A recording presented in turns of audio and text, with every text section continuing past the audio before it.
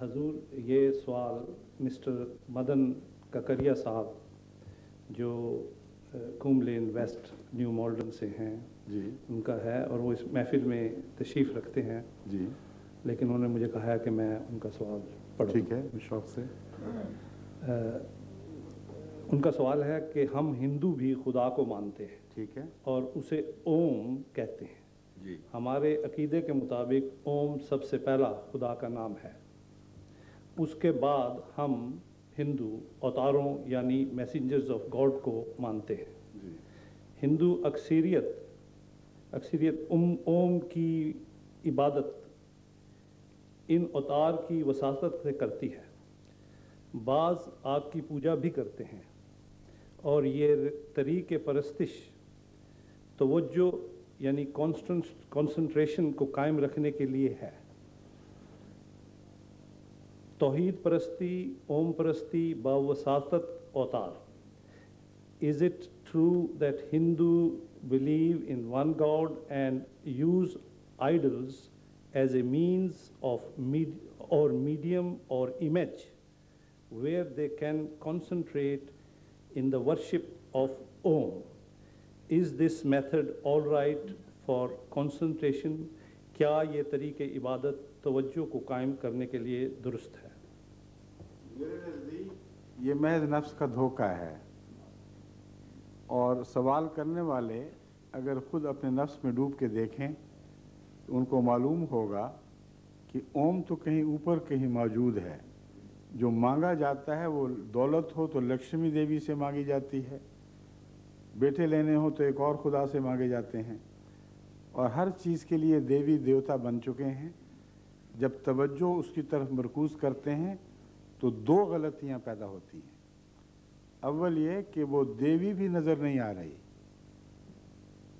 وہ دیوی نظر نہیں آتی، اس کا ایک بت دیکھتے ہیں، اور بت کو اس طرح بناتے ہیں کہ اس سے اتنا مروب ہو جاتے ہیں کہ وہ بت ہی ذہن پر اور نفسیات پر حاوی ہو جاتا ہے۔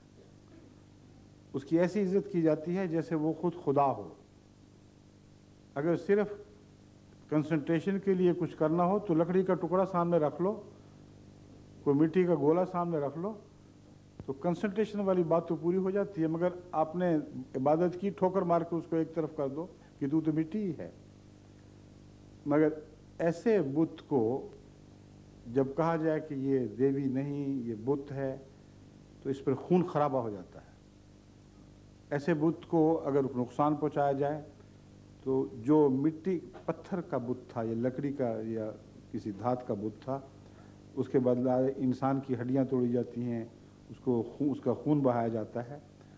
حالانکہ خدا کو تو کچھ نہیں ہوا اگر وہ خدا اور ہے۔ تو یہ نفس کا بہانہ ہے میرے نزدیک۔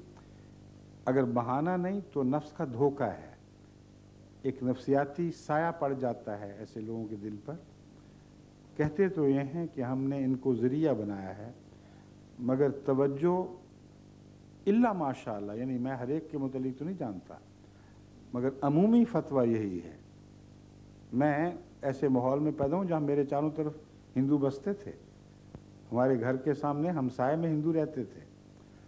وہ پیپل کی جب پوجا کرتے تھے تو خدا کی نہیں کیا کرتے تھے، پیپل ہی کی پوجا کرتے تھے۔ بت سامنے رکھتے تھے تو اس بت ہی کو وہ اہمیت دیتے تھے۔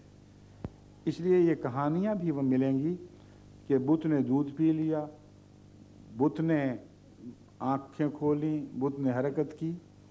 یہ جو قصے بتوں کے گرد گھڑے گئے ہیں، یہ ظاہر کرنے کے لیے گھڑے گئے ہیں کہ خود یہ اپنی ذات میں خدائی صفات رکھتے ہیں۔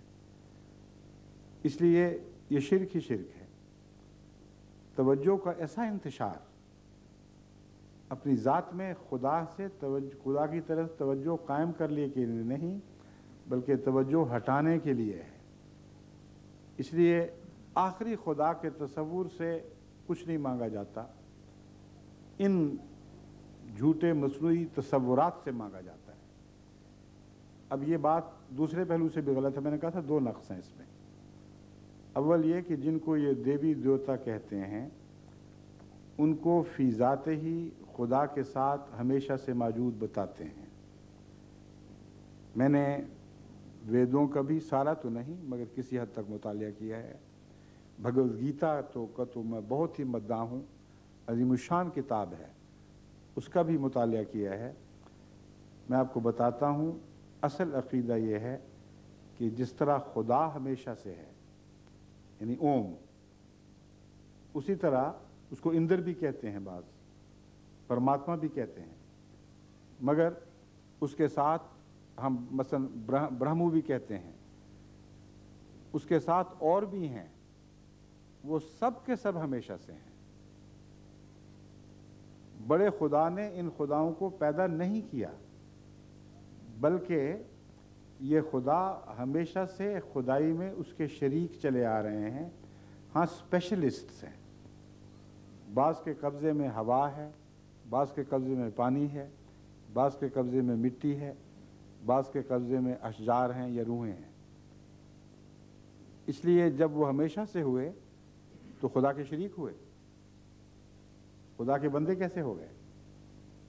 बल्कि अगला नुकसान ये है, जिसकी वजह से हम हिंदुइज़्म को एक मुशरिकाना मज़हब कहते हैं, इसलिए नहीं कि इनके अक़ीदे के ख़िलाफ़ दिल आज़ारी करते हैं, बल्कि उनके अक़ीदे को समझकर उनकी कुतुब के हवाले से वो बात कहते हैं जो दरअसल हिंदुइज़्म की रूह है।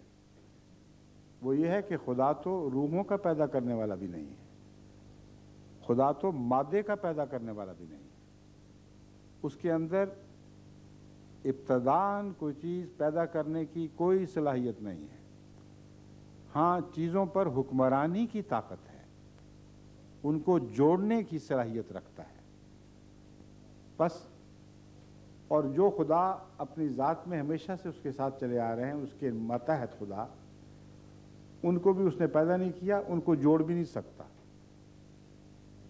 हाँ, उनके अवतार दुनिया में इन मानों में आते हैं कि वो उस वक्त मुजस्सम खुदा होते हैं, ये माना जाता है।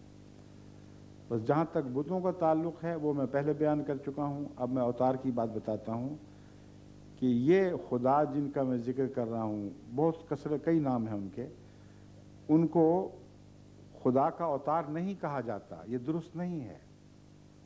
उनके अवतार आते हैं, किसी का अवतार एक शख्स हो गया, किसी का दूसरा अवतार हो गया, और फिर उनकी आपस में जंगें भी होती हैं, आपस में लड़ाइयाँ भी चलती हैं।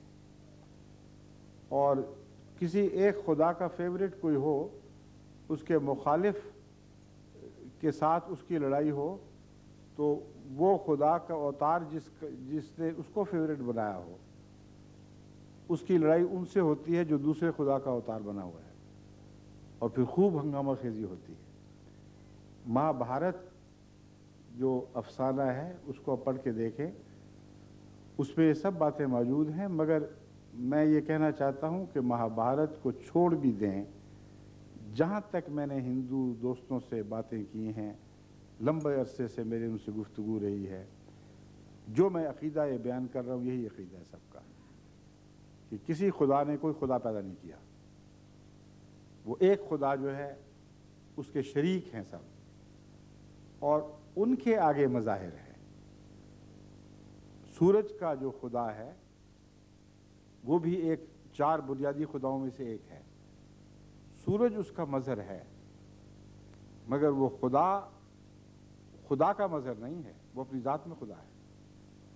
इसलिए मैं बड़ी माज़रत के साथ साहिल से गुजारिश करता हूँ कि हिंदुइज़्म का मुतालिया इस नज़र से करके देखें तो आप मेरी तमाम बातों को सच्चा पाएंगे।